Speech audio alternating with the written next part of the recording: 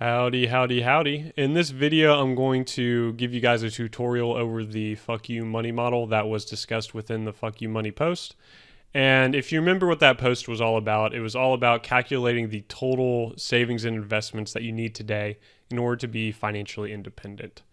And in order to calculate this amount, we need to be able to answer three questions. The first one being, how much do I need to have saved in the future for retirement? Second one being, how much do I need to have saved today for retirement? And then the third one, how much do I need to have saved today to last until I hit retirement? And when I'm talking about retirement, I'm talking about when you decide to take distributions from your retirement portfolio, so your IRA and 401k. So getting started. As you'll see over here, I have all of the assumptions that I discussed in the post. The first one that we're going to go over is your monthly spending. So when you're thinking about your monthly spending, you're really going to want to think about three different categories. The first one being your need or necessity expenses. Now, things that would fall under this category would be your housing, your transportation, groceries, insurance, and any other mandatory bills that you have. The second category that you're going to want to think about are your want or discretionary expenses. So things that would fall under this category would be entertainment, restaurants, booze, hobbies, basically anything that you enjoy doing that also costs money would fall under your want expense category. And then the last thing that you're going to want to account for are your large but infrequent items that you pay for. So this can be anything from as small as an annual expense, so maybe your Amazon Prime membership or accruing for Christmas gifts. But it can also scale up to be as large as accruing for a new car. So the example that I give in the post is that if I were on the market, I'd be on the market for a car for $15,000. That equates, and I've drive it for 10 years, that equates to an annual accrual of $1,500, and that equates to a $125 monthly accrual that I need to account for. So three things to recap: need expenses, want expenses, large but infrequent items. And moving right along, the current age, I input 30. I'm not there yet, but I'm getting there. The next one, retirement age. Now, remember that you can't touch your retirement portfolio assets before 59 and a half, or else it's subject to a 10% penalty. But there's also a penalty on the back end where if you don't take distributions from your portfolio before 70 and a half, then there is a stiff punishment on the other end as well. So for your retirement age, you're going to want to put something between 60 and 70. As you can see here, I input 60. Death age, kind of morbid to think about. To get this estimate, I went to the Social Security website. They have a life expectancy calculator. So you can input your gender and your birthday, and it spits out a number that it spits out your life expectancy. And so for me, it gave me a number of 82. So I'm expected to live until I'm 82. If my name were Scott Lena and I was a female, I can expect to live until I'm 86. I input 85 here because I wanted a margin of safety. And again, all this freaking working out and eating clean, if I didn't get a couple extra years of life out of it, I would be mightily disappointed. But so current age 30, retirement age 60, and I expect to die when I'm 85. Moving right along, the retirement portfolio return. Awkwardly worded, I'll give it to you. But this is the rate of return that we can expect for our retirement portfolio from when we're 30 until we're 60. So that's a 30-year time horizon. That means we can be really aggressive in our asset allocation, as any short-term fluctuations in the market will be smoothed out over the long term. And kind of in a similar vein, the investment return during our distributions. So when we're actually taking distributions from our portfolio, in the example in the model, that would be when we are 30 and have to take distributions from our current savings until we hit 60, in which our retirement portfolio kicks in, and then we have to take distributions from when we're 60 and until we die. So I assumed a lower rate of return during that phase just because you can't have your portfolio swinging up and down as much as you can as when you have a 30-year time horizon as we would when we're saving for retirement. And the reason being is that since we're taking distributions from this portfolio, the worst case scenario would be very early in the life of when we're taking distributions.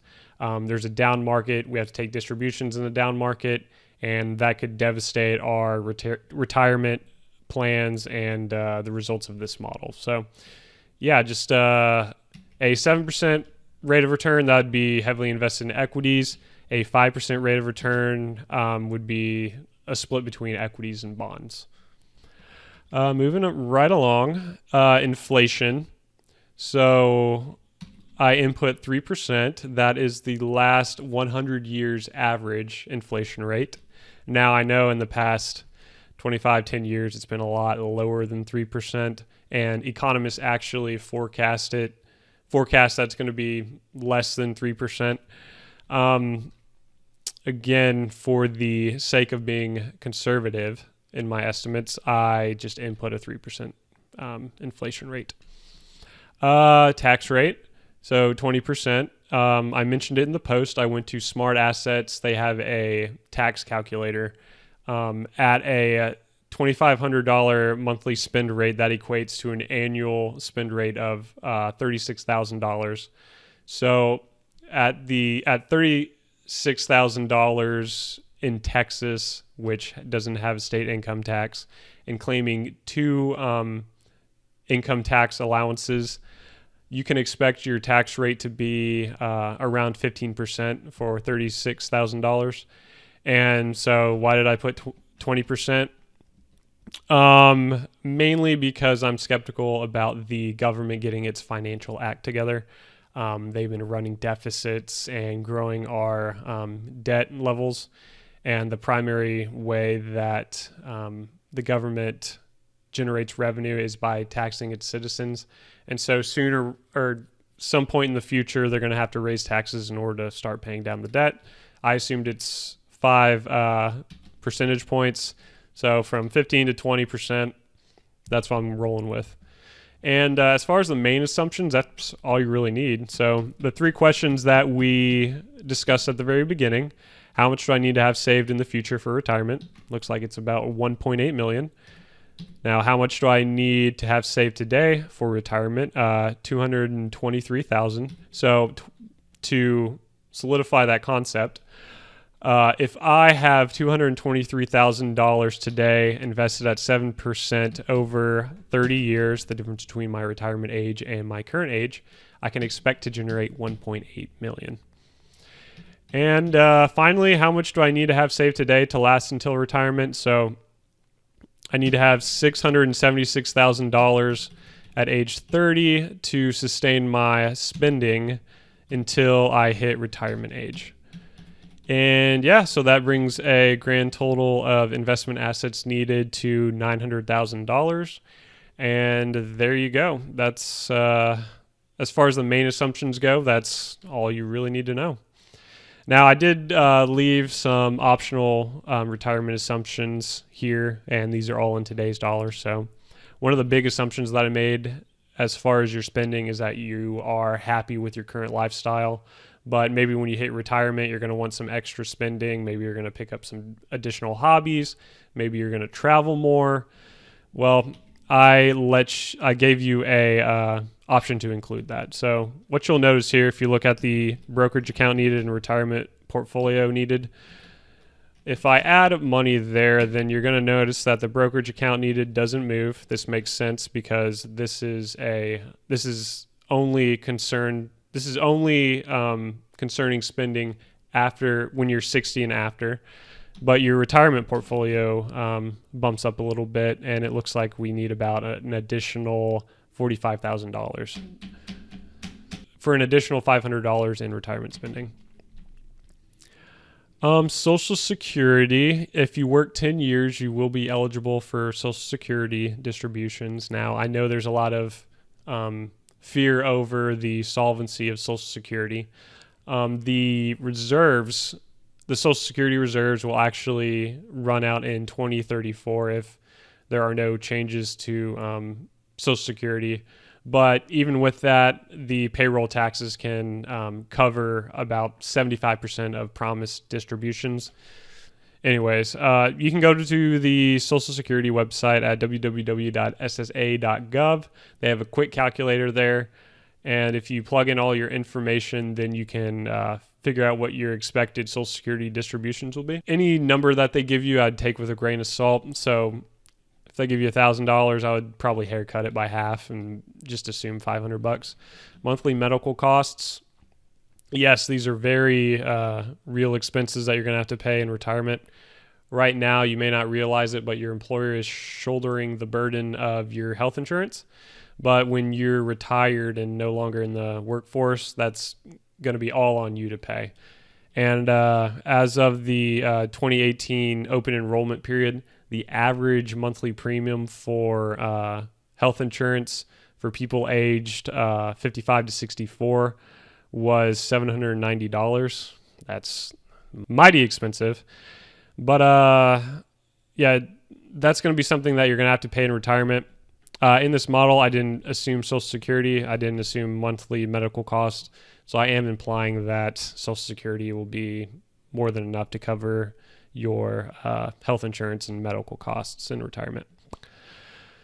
So the last thing that I provided for you guys down here was you can input your account balances, and it will automatically calculate down here how far away you are from being financially independent. So yeah, and input your account balances. The only thing that I really want to mention here is that if you're not going the traditional route, but you're going more the Roth route, this model will gross up your balances to a pre-tax level, since the retirement portfolio that you need is on a pre-tax basis. So as you'll see here, if I have a $10,000 Roth 401k balance, that's a pre-tax equivalent to $12,500. Basically, all it's doing is taking your Roth account balances and then dividing it by 1 minus your tax rate.